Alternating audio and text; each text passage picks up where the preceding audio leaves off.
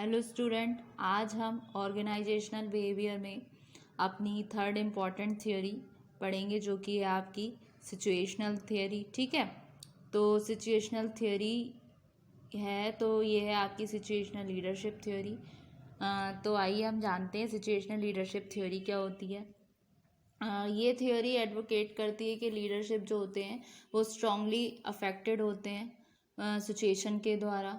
ठीक है, तो इसमें पॉइंट्स में मैंने लिखा हुआ है इस थ्योरी को समझाने के लिए कि also called as Hersey and Blanchard leadership theory. इस थ्योरी का दूसरा नाम है हर्से एंड ब्लैंचर्ड लीडरशिप की थ्योरी। ठीक है, सेकंड पॉइंट आता है this theory emphasis on the situation aspect of leadership that leaders are not born. ये थ्योरी एम्फोसिस डालती है सिचुएशनल एस्पेक्ट पे लीडरशिप के, जो प्रूव करता है कि लीडरशिप बॉर्न नहीं होते हैं।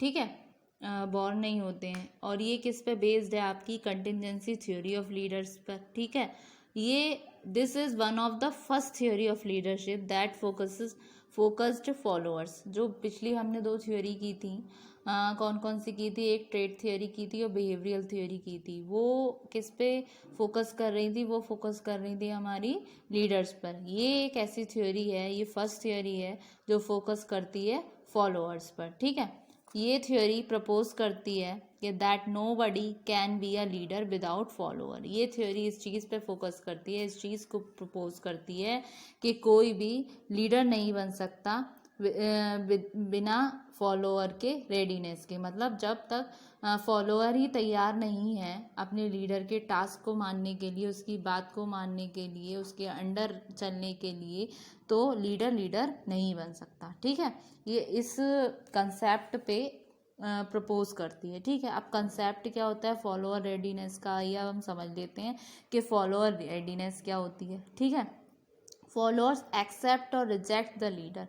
मतलब जैसे कि जो फॉलोअर्स हैं वो एक्सेप्ट करें और रिजेक्ट करें लीडर को। जैसे कि पॉलिटिक्स में भी आपने देखा होगा कि जो फॉलोअर्स हैं, समझ गए होंगे आप लोग, जो रिजेक्ट कर रहे हैं या एक्सेप्ट कर रहे हैं कौन से लीडर को। ठीक है, फिर readiness refers to extent to which people have the ability and willingness to accomplish a specific task.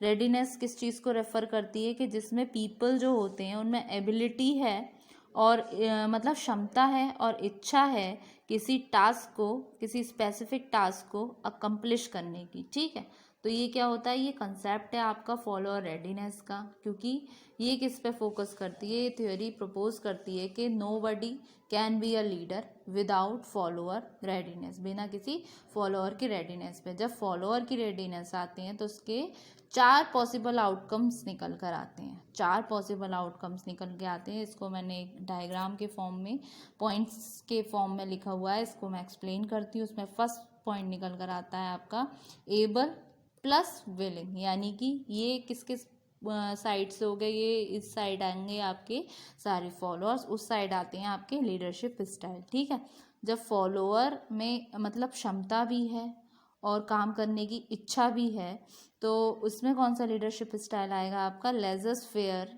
Style. मतलब इसमें क्या है? ये एक परफेक्ट कॉम्बिनेशन है जो रेयर है। आज के टाइम में ऐसा नहीं मिलता है कि जहाँ पर फॉलोअर की भी इच्छा है कि वो काम करे और उसमें कैपेबिलिटी भी है, एबिलिटी भी है। ठीक है, तो इसमें लेजर फेयर स्टाइल आता है। ये बहुत ही लीडरशिप का बहुत ही अच्छा स्टाइल है। ये परफेक्ट कॉम्बिनेशन है पॉसिबल आउटकम का। ठीक है, फिर आता है नेक्स्ट आपका एबल प्लस अनविलिंग। मतलब इसमें क्या है? जो आपके फॉलोअर्स जो हैं वो एबल तो हैं काम करने में, उनमें सारी ट्रेड्स हैं, सारी क्वालिटीज़ हैं, सारी कैरेक्टरिस्टिक्स हैं, लेकिन उनकी इच्छा नहीं है काम करने की, अनविलिंगली है। तो इसमें क्या है? पार्टिसिपेटिव लीडर, जिसमें कि आपके आगे जैसे जितने भी गवर्नमेंट ऑर्गेनाइजेशन होती है, गवर्नमेंट ऑर्गेनाइजेशन में क्या है कि काफ़ी क्वालिफाइड पर्सन पोस्ट पर है, काफ़ी उसमें ट्रेड्स हैं, बहुत कुछ है उसमें, कैपेबिलिटी, बहुत एबिलिटी है, लेकिन इच्छा नहीं है उसकी काम करने की। गवर्नमेंट सेक्टर में है, आराम से उसको जॉब मिल गई, बस उसको अपने एफर्ट नहीं लगाने हैं। तो क्या हो गया? यहाँ पे पार्टिसिपेटिव लीडरशिप आ गई। ठीक है, लीडर्स हो गए। फिर आते हैं आपके नेक्स्ट आता है अनेबल प्लस विलिंग। ये जो थर्ड आउटकम निकल कर आता है वो क्या आता है आपका, अनेबल प्लस विलिंग। मतलब इच्छा तो है काम करने की लेकिन उसमें टैलेंट नहीं है। जैसे कि they don't have any talent, they don't have the talent in the worker. ये हो गई आपकी डायरेक्शनल लीडरशिप। जैसे कि जो एचआर है, आपने देखा होगा कुछ कंपनीज में आउटकम जो उसके निकल कर आते हैं, जो आउटकम है, जो वो डिज़ायर रिजल्ट चाहता है, फेवरेबल मैनर में नहीं होता है। क्यों नहीं होता है? क्योंकि जो उसका, जिसको वो डायरेक्ट कर रहा है, जिनको वो कमांड कर रहा है, उनमें टैलेंट ही नहीं है। लेकिन ये जो आउटकम है ये भी एक डिज़ायर आउटकम बन सकता है। किस कंडीशन में? उस कंडीशन में जब जो डायरेक्शनल लीडरशिप है, जो एचआर जब उनको डायरेक्ट करे बाय ट्रेनिंग के बेसिस से, मतलब ट्रेनिंग उनको इस तरीके से दी जाए। क्योंकि यहाँ पर क्या आ रहा है, विलिंगनेस है, मतलब जो फॉलोअर हैं उनमें काम करने की इच्छा है। अगर उनमें ये चीज़ है तो इस बेसिस से क्या है, अगर किसी में काम करने की इच्छा है तो अगर वो अनेबल भी है, मेहनत करेगा, ट्रेनिंग के थ्रू उसको काम सिखाया जाएगा तो क्या है, वो उसका आउटकम निकल सकता है, मतलब ये पॉसिबल हो सकती है। तो ये क्या है, एक डायरेक्शनल लीडरशिप हो गई। ठीक है स्टूडेंट। फिर नेक्स्ट आती है आपकी अनेबल पर प्लस अनविलिंग। तो इसमें क्या निकल कर आ रहा है, हाई टास्क ओरिएंटेशन। जैसे कि आपने देखा होगा लास्ट वाले में जो मैंने आपको थ्योरी समझाई थी, उसमें क्या था, ट्रेड थ्योरी में जो मैंने आपको थ्योरी समझाई थी ना, उसमें क्या था, जो मैंने आपको मैनेजरियल ग्रिड में समझाया था, एक थ्योरी, एक उसमें पॉइंट था। उसमें क्या था, मतलब एक ऑटोक्रेटिक का निकल कर आता है ना, जहाँ पर क्या क्या करते हैं, ऑटोक्रेटिक में क्या निकल कर आता है कि जो उसके फॉलोअर्स हैं उनमें काम करने की इच्छा नहीं है। तो उस बेसिस पे जो एचआर है, जो उनका लीडर है, वो उनसे पता है कैसे काम निकलवाता है, उनकी सैलरी में डिडक्ट कर दिया। मतलब एक तरीके से ऑटोक्रेटिक चीज़ें उसने मतलब अपना ली, ऑटोक्रेटिक स्टाइल अपना लिया, जिससे कि वो उसमें अपना पूरा ज़ील दिखाए, जिससे कि वो काम करे। ठीक है।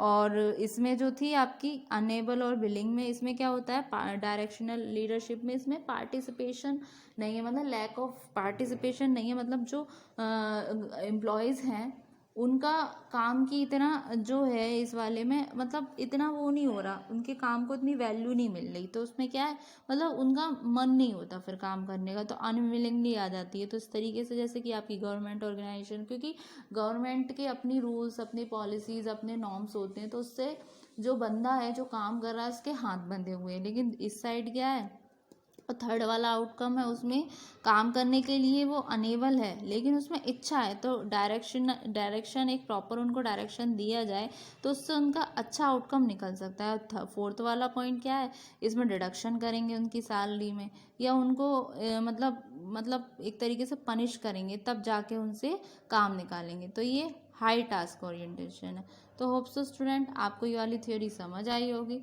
नेक्स्ट वाली वीडियो में हम अपने नेक्स्ट वाले टॉपिक पे कमांड करेंगे। ठीक है student, thank you very much.